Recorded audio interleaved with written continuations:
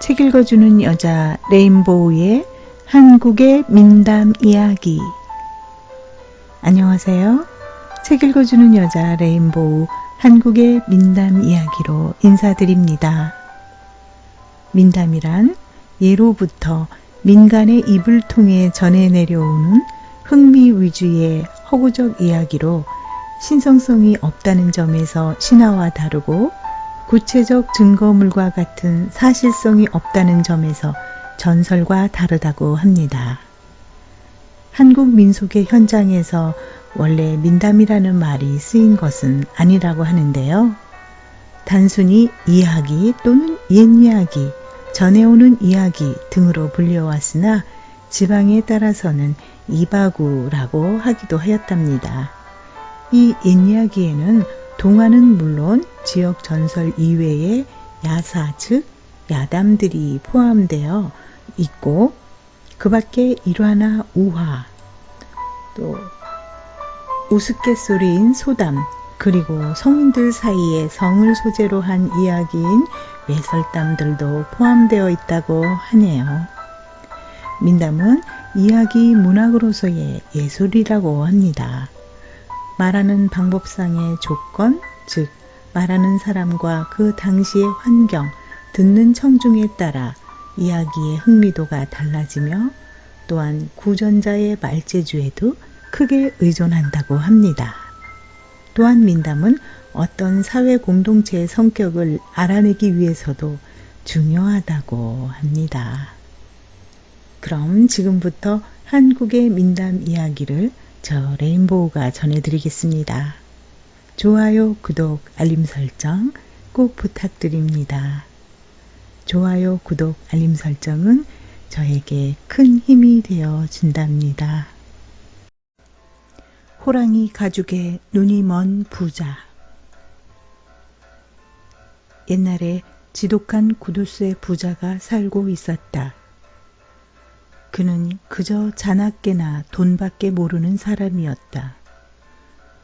돈이라면 목숨과도 바꿀 정도로 지독한 자였다. 하루는 부자가 마을에 산책을 나갔다가 사람들이 수군거리는 소리를 들었다. 아, 글쎄, 집채만한 호랑이 한 마리가 산 밑에까지 내려왔다는군. 아우, 그러게 말이야. 이제 무서워서 어디 돌아다니겠어? 그 말을 들은 부자는 순간적으로 뇌리를 스쳐가는 게 있었다. 집채만한 호랑이라고? 그렇다면 그 가죽을 벗겨 팔면 돈이 꽤 되겠는걸? 집으로 돌아온 부자는 곧 사냥도구를 챙겨 산으로 올라갔다. 호랑이를 잡을 심산이었던 것이다. 그런데 집을 나서는 부자를 마침 그의 아들이 보고 뒤쫓았다. 산을 헤매다니던 부자는 마침내 호랑이와 마주하게 되었다. 그러나 부자는 늙은 몸으로 호랑이와 대적할 수가 없었다. 칼 한 번 제대로 휘둘러 보지 못한 부자는 급기야 호랑이 밥이 될 위기에 처하게 되었다. 그때 뒤따라갔던 아들이 소리쳤다. 아버지, 몸을 낮추세요. 제가 저놈의 이마를 활로 겨냥하고 있어요. 아들은 바위 뒤에 숨어 호랑이의 급소를 겨냥하고 있었다. 하지만 어찌된 일인지 부자는 꼼짝 않고 그대로 서 있는 것이었다. 아버지, 얼른 엎드리시라니까요. 그래도 부자는 꼼짝 않고 서서 아들에게 말했다. 아니다. 네가 다른 곳을 겨냥하거라. 호랑이의 이마에 화살 자국이 나면 가죽값을 제대로 받을 수가 없는 법이야. 다리를 겨냥해서 맞추도록 하거라. 너무 급박한 상황이라 아들은 아버지의 말대로 호랑이의 다리에 화살을 쏘았다. 그러나 다리에 화살을 맞고 쓰러질 호랑이가 아니었다. 결국 부자는 화살을 맞고 더욱 성이 난 호랑이의 밥이 되고 말았다. 병속의 마왕과 지혜로운 어부. 옛날 바닷가에 한 어부가 살고 있었다. 그는 비록 가난했지만 심성이 착하고 성실해서 남들에게 칭찬을 받으며 사는 사람이었다. 어부는 잡은 고기를 내다 팔아 생계를 유지하고 있었다. 그날도 그는 장에 내다 팔 고기를 닦기 위해 해변으로 갔다. 그물을 치고 얼마 뒤에 다시 그물을 걷어 올리니 그물이 아주 묵직하게 느껴졌다. 아니, 이건 동물 뼈다귀 아니야? 그가 끌어올린 그물에는 큰 짐승의 뼈가 잔뜩 들어 있었다. 어부의 실망은 이만저만이 아니었다. 농부는 다시 그물을 던졌다. 그런데 이번에는 쓸모없는 조개 껍질이며 돌들이 가득 건져 올려졌다. 신이시여, 제발 고기를 잡도록 도와주십시오. 오늘 고기를 잡지 못하면 며칠을 굶어야 합니다. 농부는 그렇게 중얼거리며 다시 그물을 던졌다. 묵직한 무엇이 걸리긴 걸린 것 같은데 이번에도 고기가 걸린 것 같진 않았다. 아니나 다를까 그물 안에는 고기가 한 마리도 없고 작은 항아리가 하나 들어 있었다. 그 항아리는 놋쇠로 만들어졌는데 주둥이가 길어 묘한 모양을 하고 있었다. 이번에도 신은 나를 도와주시지 않으셨구나. 하지만 항아리 모양이 하도 묘하게 생겨 장에 내다 팔면 돈이 될 듯 싶어 버리지 말고 가져가야겠다고 생각했다. 그런데 항아리 주둥이의 입구를 가만히 보니 마개가 닫혀 있었고 마개 주위에 무슨 부적 같은 헝겊이 동여매어져 있었다. 혹시 저 항아리 안에 금은보화라도 들어있는 게 아닐까? 호기심이 생긴 어부는 헝겊을 푼 뒤 칼을 꺼내 마개를 뜯어내기 시작했다. 마개는 납으로 단단히 막혀 있어서 여는데 시간이 걸렸다. 드디어 마개를 여는데 성공한 어부는 깜짝 놀라 뒤로 자빠졌다. 요란한 소리와 함께 마개가 열리자 항아리 안에서는 무럭무럭 연기가 피어올랐다. 그리고 잠시 후 연기가 거치자 덩치가 어마어마하게 큰 마귀가 모습을 드러냈다. 귀신이다! 어부는 다리가 후들거려 도망갈 엄두도 내지 못한 채 그저 땅바닥을 설설 기어다니기만 했다. 병에서 나온 마귀는 어부를 보자마자 뭐라고 큰 소리로 부르짖었다. 그 소리는 마치 천둥처럼 우렁찼다. 어부는 간신히 손을 모아 싹싹 빌기 시작했다. 장군이 그저 목숨만 살려주십시오. 어부는 마귀에게 장군이라는 호칭을 쓰며 머리를 조아렸다. 그러자 마귀가 다시 큰 소리로 호통쳤다. 이 녀석아, 나는 장군이 아니야. 대왕님이라고 불러라. 예, 알겠습니다요, 나님. 그저 이 미천한 것을 살려만 주십시오. 안 된다. 너를 살려줄 수는 없다. 그러면서 마귀는 다리를 들어 한 발짝을 떼었다. 그 소리는 마치 방아를 찧을 때 나는 소리와 흡사했고 지진이 난 듯 땅이 울렸다.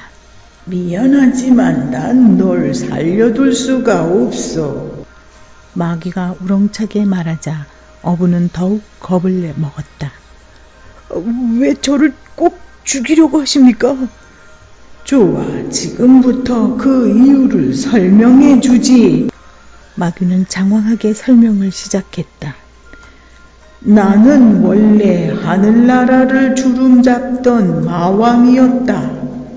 그런데 옥황상제의 눈에서 벗어나 군사를 풀어 나를 잡아들이게 하였다.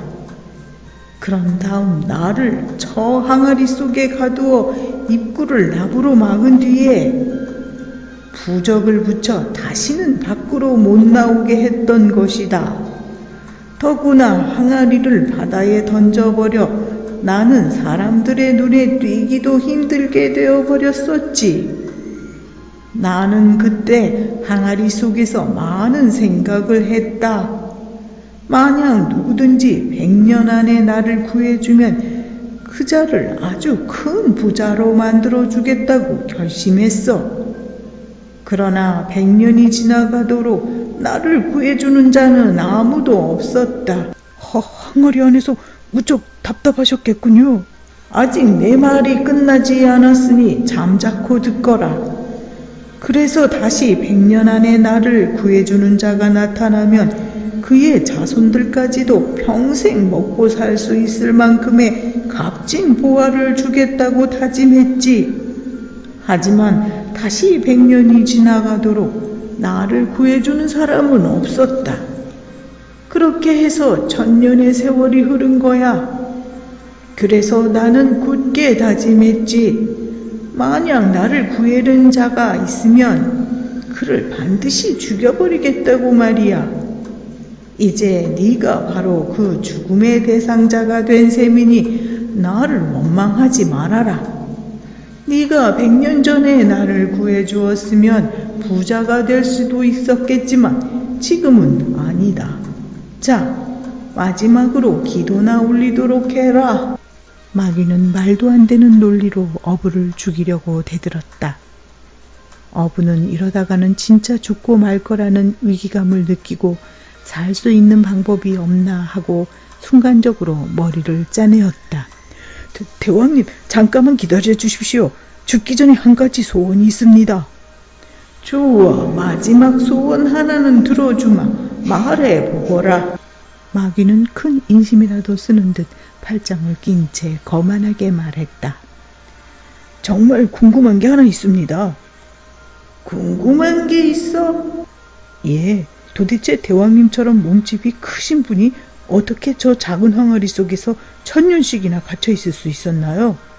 전 그게 무척 궁금합니다. 죽더라도 그 이유나 알고 죽었으면 합니다. 너는 아직 내 재주가 얼마나 많은지 모르는구나. 내가 하지 못할 일은 이 세상에서 하나도 없다. 저 항아리 속에 들어가는 거야 식은 죽 먹기지. 그렇다면 이 자리에서 제 눈으로 직접 보게 해주시지요. 전 도저히 믿어지지가 않거든요. 내 마지막 소원이라니 보여주마. 마귀는 우쭐거리며 온몸을 뒤흔들었다. 그러자 갑자기 연기가 피어오르더니 감쪽같이 마귀의 모습이 사라졌다. 잠시 후 병 속에서 작은 소리가 들렸다. 자, 보았느냐? 그럼 이제 나는 밖으로 다시 나갈 테니 죽을 준비나 하거라. 그 순간 어부는 재빨리 나무로 된 항아리 마개를 입구에 끼워버렸다. 그리고 헝겊부적으로 마개 주위를 둘러버렸다. 마귀는 빠져나오려고 몸부림을 쳤지만 헝겊에 찍힌 부적 때문에 도저히 나올 수 없었다. 마왕이 애원했다. 잠깐, 내가 내 소원을 들어주었으니 너도 내 소원을 하나 들어주렴. 제발 이 항아리를 바다에 던지지만 말아라. 그렇게 되면 나는 다시 1000년을 이 항아리 속에서 지내야 하거든. 어부가 그 말을 듣고 코웃음을 치며 말했다. 이 미련한 놈아, 나더러 그 소원을 들어달라는 것이냐? 너는 너무 어리석었어. 너는 앞으로 바닷속에서 천지가 개벽될 때까지 있어야 할 것이다. 어부는 마개를 더욱 단단히 조인 뒤 항아리를 바다로 던져버렸다. 그리고 어부는 항아리를 던진 그 바닷가에 집을 짓고 살았다. 그곳에서 고기를 잡으려는 사람들이 있으면 말리기 위해 일부러 그곳에서 평생을 살았다. 떡이 맞은 스님. 옛날에 지혜가 뛰어난 스님이 있었다. 어느 날 스님이 마을로 시주를 나가게 되었다. 이 스님은 시주를 얻을 때 가난한 집보다는 부자들을 찾아갔다. 이날도 어느 부잣집 대문 앞에 서서 목탁을 두드렸다. 그런데 대문 안에서 집주인이 나오더니 느닷없이 스님의 ጧ기를 한 대 올려붙이는 것이었다. 주인은 황부자라는 아주 고약한 자였다. 아니, 이런! 스님은 갑자기 당한 봉변이라 화가 나 얼굴을 붉혔다. 당장 관가로 가자. 스님은 주인을 낚아채어 관가로 끌고 갔다. 관가에 도착하자 사또가 까닭을 물었다. 무슨 일인데 스님이 관가에까지 다 오셨어? 아니 황부자는 또 웬일로 여길? 사또는 황부자를 보자 깜짝 놀라 말끝을 흐렸다. 알고 보니 황부자는 사또와 친척지간이었던 것이다. 스님은 그것도 모르고 사또에게 방금 전의 상황을 설명했다. 그렇소이까?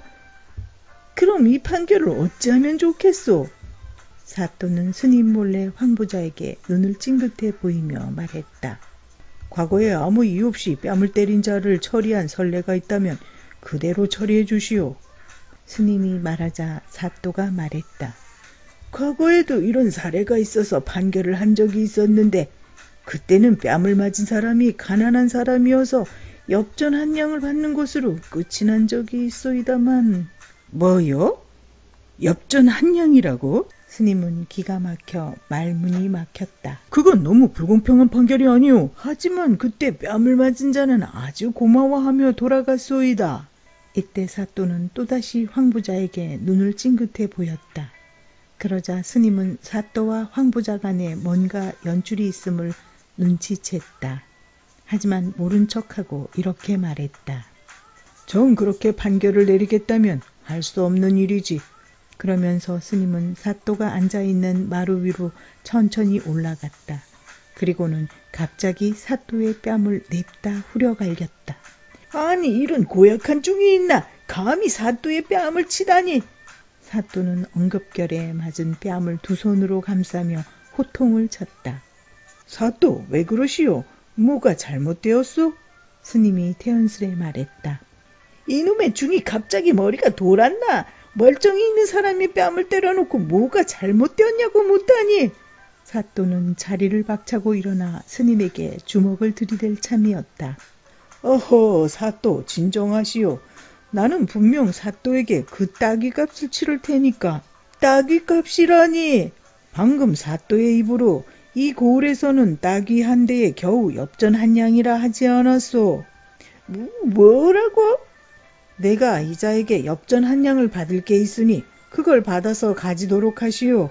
그렇게 되면 계산은 정확하게 된 것 아니오? 그 말에 사또는 아무 대꾸도 못하고 그저 속으로만 분을 사귈 뿐이었다. 세상에서 가장 심한 건망증. 어느 마을에 건망증이 몹시 심한 사내가 살고 있었다. 그의 건망증은 누구도 따라올 수 없을 정도로 심했다. 하루는 사내가 담뱃대를 가지고 나들이를 나섰다. 사람은 누구나 걸어가면서 손을 앞뒤로 흔들기 마련이었다. 그런데 이 사내는 그것조차 까먹을 정도였다. 사내가 길을 가다 보니까 담뱃대가 보이지 않았다. 어라? 내 담뱃대가 어디 갔지? 눈앞에 있던 담뱃대가 보이지 않자 사내는 큰 걱정이었다. 잠시 후 담뱃대가 앞으로 쑥 나오자 안심을 하였다. 오호, 여기 있었구나. 그러나 잠시 후 또 담뱃대가 눈에 띄지 않자 걱정을 했다. 담뱃대가 또 없어졌네? 또 잠시 지나 담뱃대가 앞으로 쑥 나오자 안도했다. 여기 있었군. 그는 팔을 앞뒤로 흔들면서 내 담뱃대, 여기 있었구나 를 반복하면서 마치 다람쥐 쳇바퀴 돌듯 온종일 걸어다녔다고 한다. 두꺼비 정승 이야기. 옛날 어느 마을에 오래도록 아이를 낳지 못하는 부부가 있었다. 부부는 매일 이른 새벽에 산으로 올라가 아이를 낳게 해달라고 정성으로 기도를 올렸다. 그 정성에 산신령도 감동을 했는지 기도를 올린 지 100일 만에 마침내 아이를 갖게 되었다. 그러나 10달 후에 태어난 아이는 뜻밖으로 사람이 아닌 두꺼비였다. 너무 놀란 부부는 처음에는 몹시 실망했지만 그래도 산신령께서 점지해 주신 아이니만큼 남부럽지 않게 잘 키워보자고 맹세했다. 하지만 두꺼비는 점점 자라면서 동네에서 따돌림을 받아 밖에 나가서 놀지도 못하고 늘 집안에서 혼자만 놀았다. 그래도 두꺼비 아이는 무럭무럭 자라 어느덧 10살이 되었다. 하루는 두꺼비가 아버지에게 찾아와 이렇게 말했다. 아버님, 제게도 글을 가르쳐 주세요. 저도 글을 배우고 싶습니다. 하지만 이들 부부는 글을 배우지 못한 일자 무식이었기 때문에 글을 가르칠 수가 없었다. 그렇다면 저도 서당에 가게 해주세요. 그건 더욱 가슴 아픈 일이었다.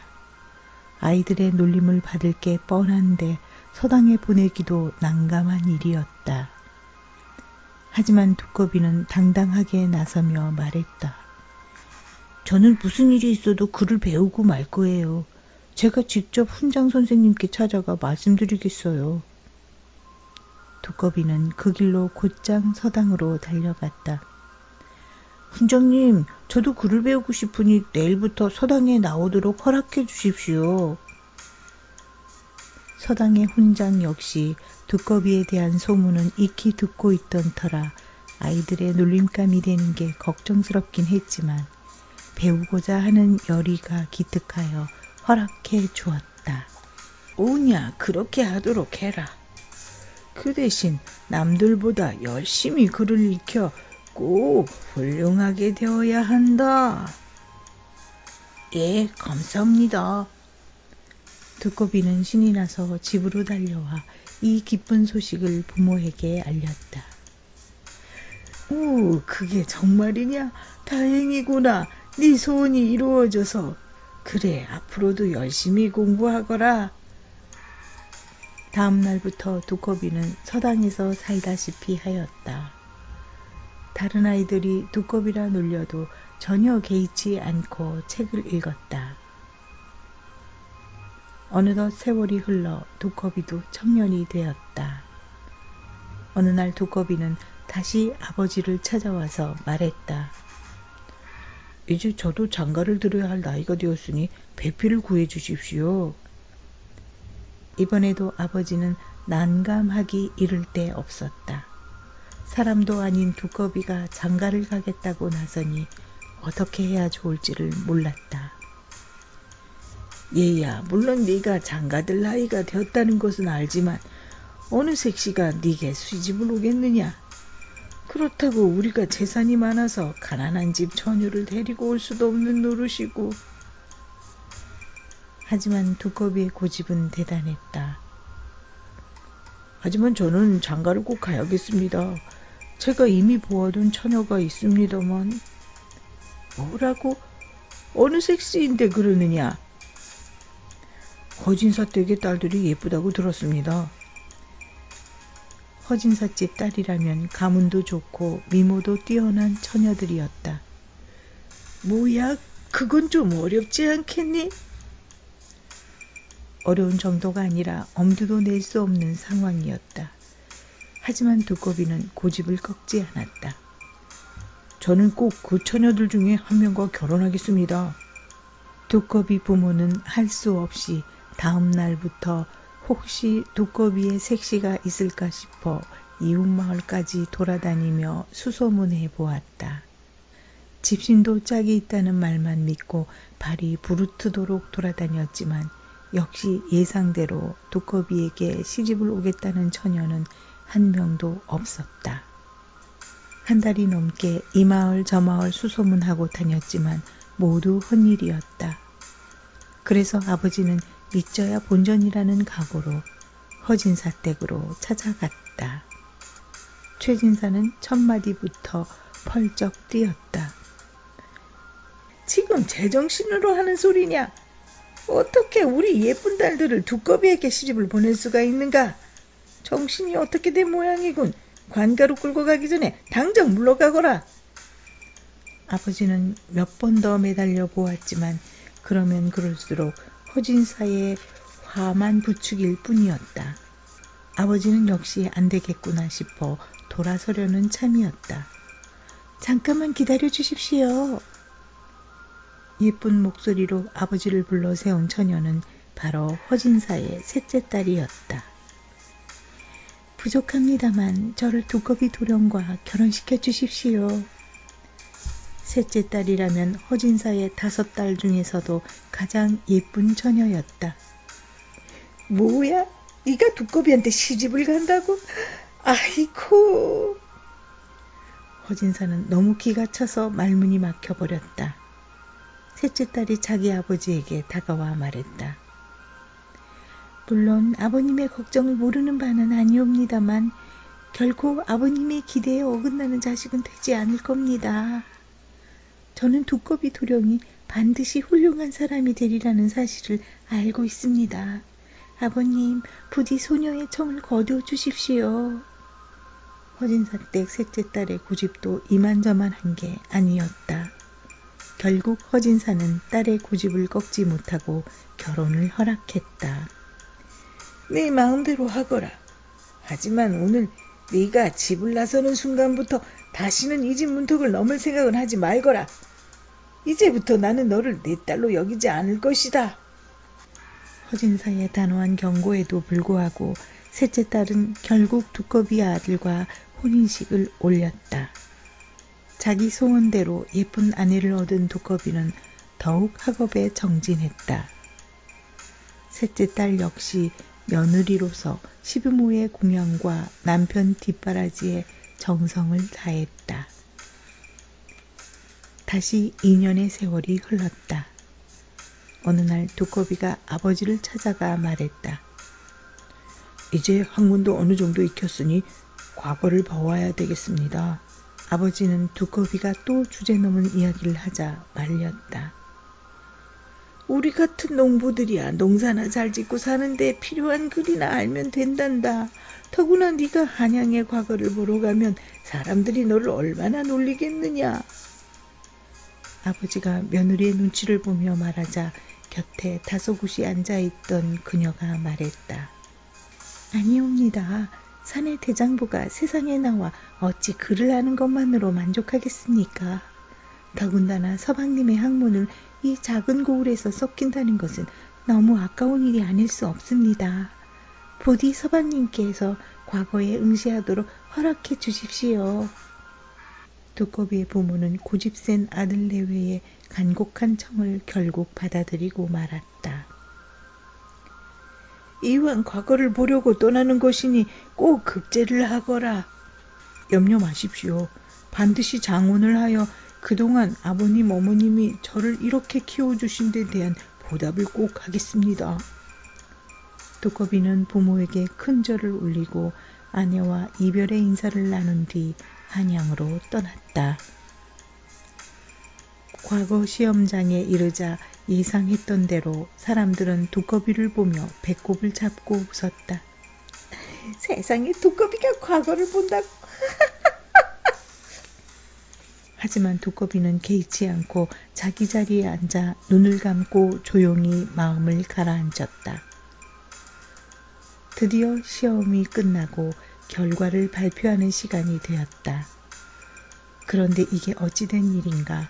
두꺼비가 장원을 차지하게 되었던 것이다. 두꺼비는 감격의 눈물을 흘리며 임금이 씌워주는 어사화를 쓰기 위해 앞으로 나아갔다. 두꺼비 머리 위에 어사화가 얹혀지는 순간 갑자기 큰 소리와 함께 하얀 구름 같은 연기가 시험장 안에 가득 퍼졌다. 아니, 저럴 수가. 두꺼비가 있던 자리에는 훤칠하게 생긴 청년이 어사화를 쓰고 있었다.